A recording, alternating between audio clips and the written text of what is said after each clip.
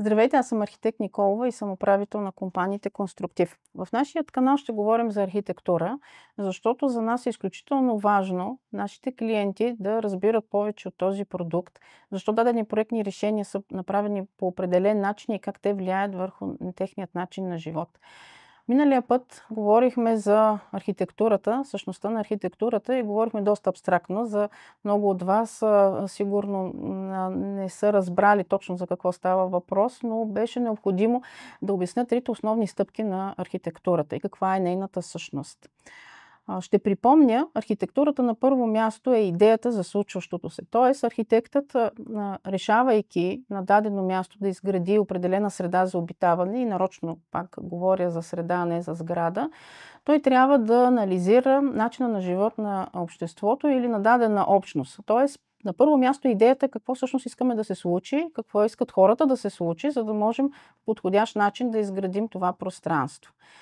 На второ място, и тази идея трябва да се облече в пространство. Това са функционалните връзки между отделните събития, да го кажа, в архитектурата.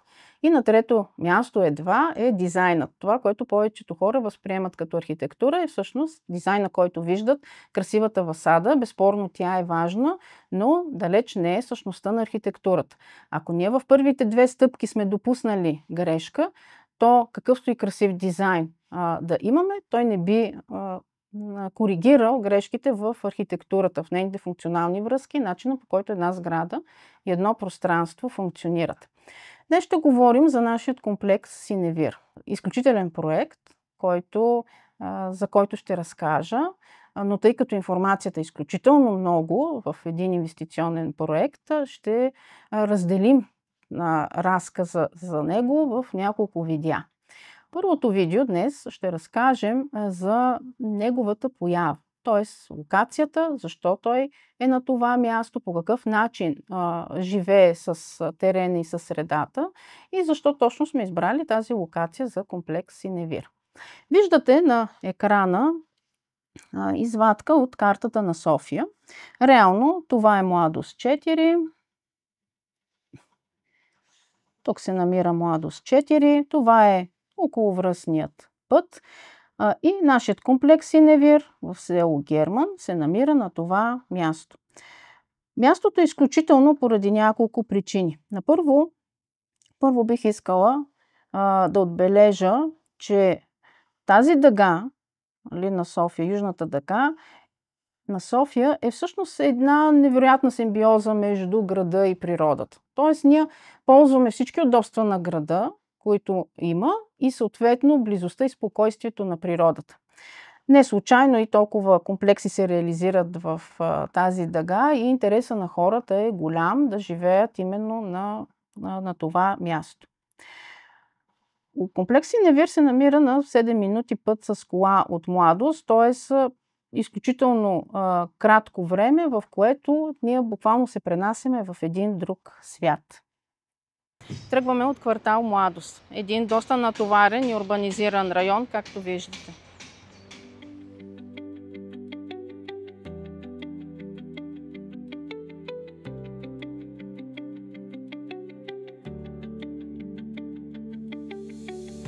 Преди 5 минути бяхме в Младост 4, изключително урбанизиран и натоварен квартал. Сега сме буквално тук в гората.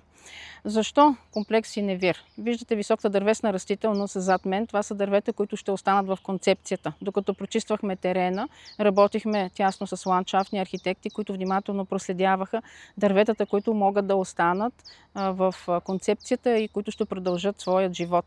Пешеходната територия. Целият терен на комплекс Синевир е пешеходна. Достъпът до всеки един имот е чрез подземни улици, така че на цялата територия нямаме автомобилно движение. Категорично отделяне на пешеходното и автомобилно движение. А защо растителността е толкова важна? Защото в Младост 4, както се казва, беше горещо, тук усещаме хладината на планината, запазва влажността на терена, прочиства от фините прахови частици и създава микроклимат, подходящ за живот. Ето терена в близост. Какво е характерно за този терен и как ние се съобразяваме с него и как архитектурата искаме да се вплете и да живее в симбиоза с него. Това е терена, нали, грубо мога да го очертая, на нашият комплекс. Съответно, това водно огледало, рибарника, той ще бъде премахнат, защото няма как да се реализира, дали да го запазим. Има своите негативи да бъде запазен, затова всъщност той ще бъде премахнат от терена. Той е изкуствен водоем, не е естествен, така че няма да нарушим естествената система на средата. Едно от нещата, които изключително много ни грабна в терена, е съществуващата висока растителност. Това е и основната концепция на комплекс Синевир. Ние искаме да запазим високата дървесна растителност в комплекса, защото тя е безценна. 30-40 годишни дървета, дори да ги посадим сега, реално хората няма да я възприемат тази красота и тяхното положително въздействие върху начина им на живот близките 40 години. Затова запазването на тази висока растителност е от изключителна важност за нас. Наскоро прочистихме терена, премахнахме самораслици, сухи дървета, така че реално в момента дърветата, които съществуват на това място, те ще бъдат запазени.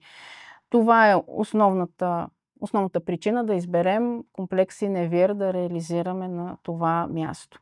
Съответно, в комплекса има естествен водоизточник и затова той има това име, с който ние ще реализираме бъдещи водни елементи, които са от съществено значение и за които ще говорим по-нататък.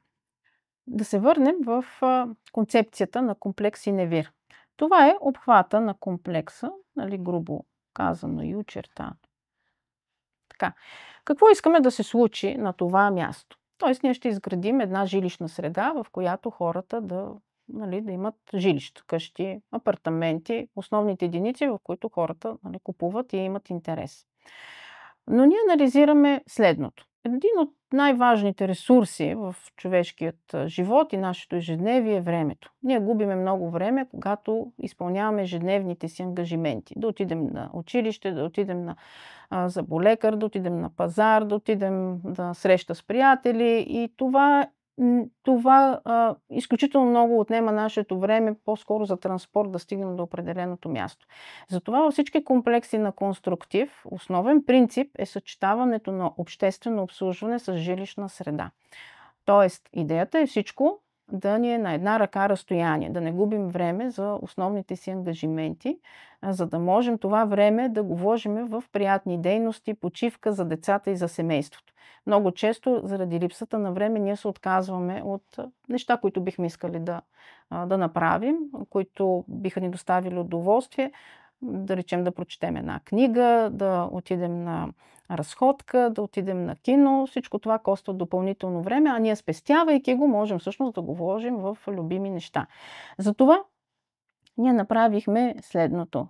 В комплекс Синевир имаме една основна зона, която всъщност ще реализираме общественото обслужване. То се намира на комуникативно място, на улична система, която всъщност захранва и други имоти. Така че това е мястото, което общественото обслужване би функционирало пълноценно и съответно пък жилищната среда не би била толкова подходяща. Съответно в другата зона реализираме жилищната част. Жилищната част естествено се намира на по-високата, по-тихата част в терена, защото това е нейната основна функция да може да осигури спокойствие на обитателите. За да могат двете зони да функционират пълноценно, да не могат да си пречат на функцията една на друга, те са разделени от зелена среда. Ето това е концепцията на един архитектурен проект. Тоест ние тръгваме от това какво искаме да се случи, какво искаме да осигурим на хората, каква среда е подходяща за да живеят добре и съответно да направим функционалните връзки между тези дейности. Концепцията на комплекс Синевир, както и на всички наши комплекси на конструктив, е следната. Правим обществена зона и жилищна част, на които да функционират независимо една от друга в симбиоза и съответно ги разделяме с зелена система, за да могат да бъдат самостоятелни, да са в така наречената симбиоза, да не си пречат една на друга и да може всичко да е на една ръка разстояние на обитателите в комплекс Синевир. Друго нещо, което трябва да кажа за този комплекс е невероятната панорамна гледка. Когато посетихме за първи път мястото, наистина не очаквах почти в една посока ние да виждаме и София и Витоша. Обикновено София е зад гърба ни, Витоша е от едната страна, но локацията на терена е по такъв начин ситуирана, че почти в една посока панорамната гледка и към София, и към Витоша. Съответно, близостта на околовръстното не се усеща. Това е също важно, което трябва да спомена, защото самата денивелация на терена позволява да се оберат шума от околовръстният път. Реално, въпреки че комплекс Синевир е близо до тази натоварена артерия, шума от околовръстния път не се чува. Тук виждате една схематична ситуация на разположението на сградите в вертикала. Общественото обслужване е разположено по такъв начин, че се вписва съвсем елегантно в денивелацията на терена, така че да не бъде доминиращ елемент, защото тези структури, те са големи и мащабни. И ако ние ги изградим върху терена, те ще доминират и до известна степен ще потискат жилищните сгради. Затова, използвайки денивелацията на терена и по някаква случайност комуникацията с пътните артерии, разположението на общественото обслужване е изключително подходящо именно на тази зона. То ще бъде вписано в денивелацията, съответно между дърветата и няма да доминира върху терена по такъв начин, че да потиска жилищните сгради. Съответно, жилищните сгради са на по-високо ниво, за да може да се открият панорамната гледка към София и Витоша. И тази денивелация позволява те никога да не бъдат засенчени от бъдещо строителство, примерно в селището Герман.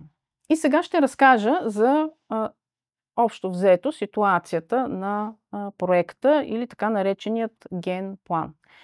Нещо, което трябва да отбележи изключително важно за този проект е това, че ние направихме възможно цялата територия да бъде пешеходна. Тоест, всяка къща, всяка многофамилна жилищна сграда и обществено обслужване се достъпва с кола през подземни улици. Така че цялата територия на комплекса е пешеходна. Тук може да ви илюстрирам начинът, по който се случва това. И много често клиентите ме питат дали това не е скъпо съоръжение. Да, струва съответната сума, пари, която не е толкова много, колкото хората очакват, или да кажем, че тъй като не са го виждали и смятат, че го няма, защото е скъпо съоръжение. Но комфорта, който се осигурява в комплекс Синевир с реализирането на подземна улица, е безценен. В следващите видеа ще говорим как такъв тип проектни решения влияят на развитието на хората. Това, че децата могат да излизат сами да играят, това, че те ще бъдат стимулирани да излязат от дома, да излязат на чист въздух, да остават мобилните устройства, което напоследък е доста притеснителен факт, че се използват все повече от децата и децата не комуникират. Реално този тип проектни решения влияят изключително много за тяхното развитие и то позитивно, положително, за което ще говорим вече в конкретика за всяко проектно решение в следващите видеа. Ще се върна на генплана, така нареченият генплан на комплекс Синевир, и ще покажа реално как са разположени сградите. Както казах, това е общественото обслужване. Това са многофамилните жилищни сгради. Те са разположени директно на към градската улична система. А това са еднофамилните къщи, тъй като те са най-висока категория сгради. Те са разположени на най-високата част на терена. Съответно, достъпът до тези къщи е чрез подземната улица. Цялата зона е пешеходна. Това решение, проектно решение, изключително много се хареса на нашите клиенти и мога да кажа, че той е катализатора на голяма част от сделките, които направихме. Това е за комплекс Синевир на този етап. В следващите видеа ще започнем да говорим за всяко едно проектно решение. Ще засегнем и строителните материали. И пак казвам, за нас е много важно нашите клиенти да бъдат информирани и да разберат по-добре архитектурата и нашият продукт. Защо правим тези сгради, тази среда по този начин и как те влияят върху техният начин на живот. Благодаря ви, до следващия път.